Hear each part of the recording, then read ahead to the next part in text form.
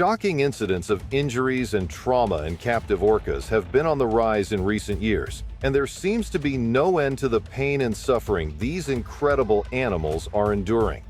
With cameras and social media at everybody's fingertips, there is no longer any hiding when it comes to cases of animal cruelty. Hit like and subscribe.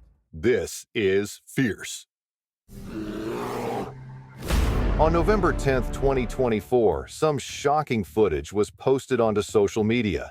It was taken by a distressed visitor to Shanghai's Haichang Ocean Park. Located in the Pudong district of China's Shanghai, the park covers an area of nearly 300,000 square meters and welcomes millions of visitors from both overseas and locally. It was first opened in 2018 and is divided up into different sections like Polar Town, Merman Bay, and the Ice and Snow Kingdom. But its main draw are the live shows it offers the paying guests. People flock to see dolphins and killer whales performing in front of large crowds and interacting with their trainers. On that November day, the Orca show was taking place as usual. It was a monotonous performance made by the captive orcas every single day, with little change to the routine and little reward for their hard work. When the trainer instructed the orca to slide out of the water onto the hard concrete pool surrounds, everyone watched in awe. It was a fascinating display of the killer whale's size, a magnificent animal who was then instructed to curve its tail and lift its head skywards, forming a U shape for the crowd. But as the orca moved its left flipper, the audience noticed a pool of blood collecting on the concrete. As the trainer seemed oblivious to the injury at first, the music continued playing. The commands kept coming, but the audience gasped. They could see yet more blood pouring out from a deep gash on the orca's flipper.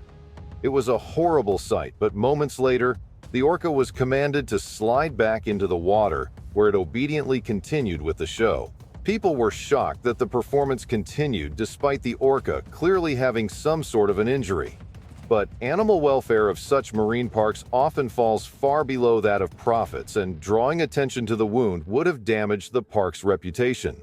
But in this day and age, when everyone has a smartphone and camera to hand, there is no hiding from such cruelty.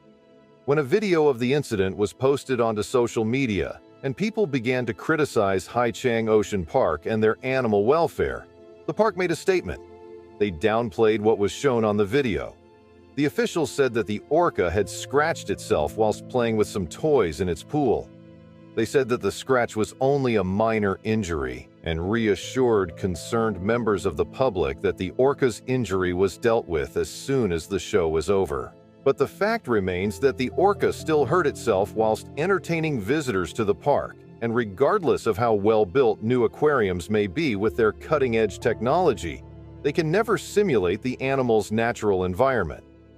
Sadly, this wasn't an isolated incident, and it seems that, particularly with the widespread use of social media, the reports of animal cruelty for captive orcas is becoming more common.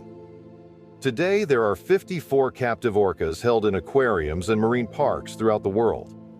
Whilst many countries have now banned the use of any cetaceans in the entertainment industry, and many more have banned the capture of wild cetaceans, those still held in tanks suffer daily.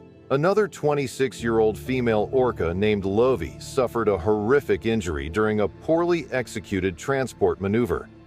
Lovey's mother, named Stella, was taken from Icelandic waters along with her father Bingo, and Lovey was born in captivity at Kamogawa SeaWorld in Japan on January 11, 1998. According to reports, she is the first surviving captive-born orca in Asia. Like all other captive orcas, she has spent her life in a tiny tank, not fit for her needs, and performed shows for entertainment. But she made headlines in 2024 when she badly cut her lower jaw. The Japanese aquarium was trying to relocate another orca from the tank. Ran-2 was the orca being taken from Kamogawa to Kobe-Suma SeaWorld in Japan's in Hyogo Prefecture. Without warning or preparation, the staff decided to make the transfer as quickly as possible. Typically, captive orcas elsewhere are prepared for such events. The procedure is built into their training regime, such as swimming effortlessly into a sling that is lower into the water to lift the killer whale out. But Kamigawa SeaWorld didn't do that. They didn't separate the orcas inside the tank, and so when the crane was lowered into the water to lift up Ran, both she and Lovey panicked. The commotion in the water was clearly a sign of their distress.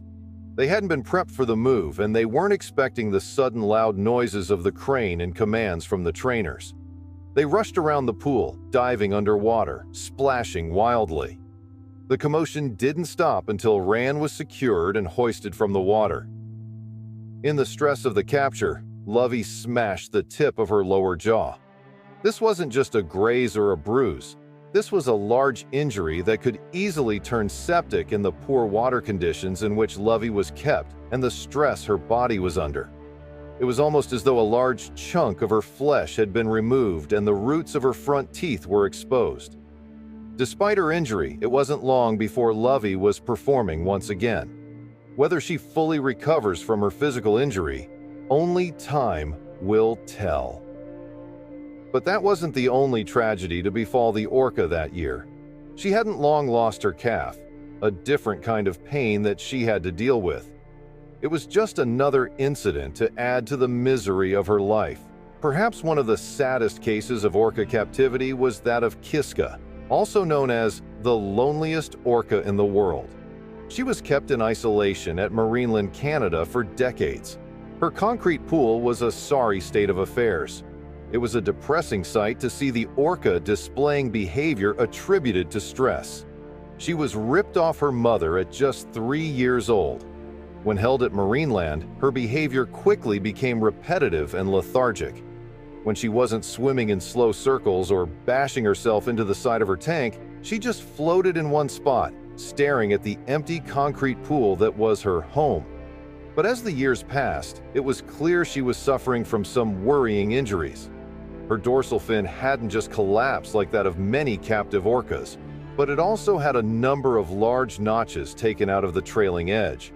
Nobody has come forward to explain how the orca came to get these, but her injuries didn't stop there.